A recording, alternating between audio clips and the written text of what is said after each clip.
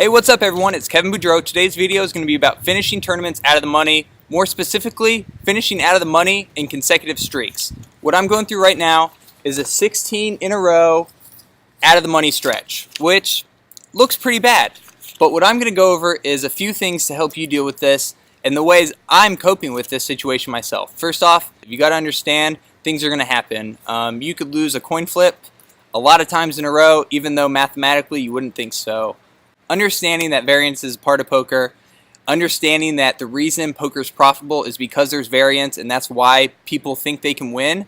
That's how the first thing, you just understand that it's going to be a lot easier to deal with. Any solid thinking player, I think this is like the main thing.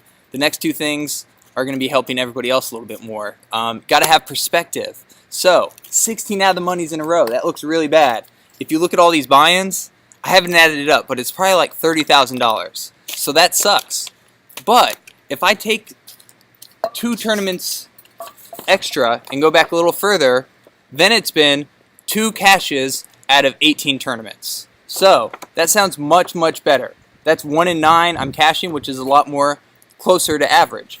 And then if you go back to the summer before that, I cashed in the main event. I also cashed in the tournament right before that. So that's actually 4 cashes in a row, which would make that 4 for 20. Which means 1 out of 5 in my past 20 tournaments, I've cashed. So even though I have this big pile of 16 cashes where I haven't made any money, it's okay because I know that in my last 20 tournaments, I have cashed 4 times, which is very, very solid.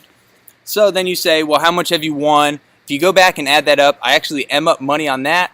But what I like to do to make myself feel even better, back up another 20 tournaments all the way to the end of last summer, where I had my big tournament score. And then I say, well, over these past tournaments, I'm actually up $300,000. That's just reaffirming that you're a winning poker player. If you can't do this, that might be a hint you aren't a winning poker player. If you can't look back to a stretch of time that makes you a winner, then you're probably a losing poker player. Understand that you're playing poker for fun. You might be able to get better, you might be able to start making money, but not right now. So those are the 2 first things. I think that'll help a lot of people. The third thing is something that players, professionals do already. That's analyze their play and decision making instead of their results. So obviously you see someone win a bunch of tournaments in a row, you say, oh, they must be playing well. But it's a lot more critical to take the time when you're not winning to be discussing hands, telling people why you made decisions, and then seeing if they think you made a good play, a bad play. Sometimes they might say if you had a read, then it might be good. Alright guys, let me know what you think in the comments below. If you have any tips for everybody else dealing with out of the money streaks, or you want to give me some words of encouragement for the World Series, I'd love to hear them. A great thing about the summer, specifically when you're running bad, is that the best tournament is at the very end, the main event. It's the best tournament of the whole year. There's no tournament where I feel like I have a bigger edge for more money than this tournament. So even if someone's going 0 for this whole summer, if you're 0 for 20 right now, it doesn't matter.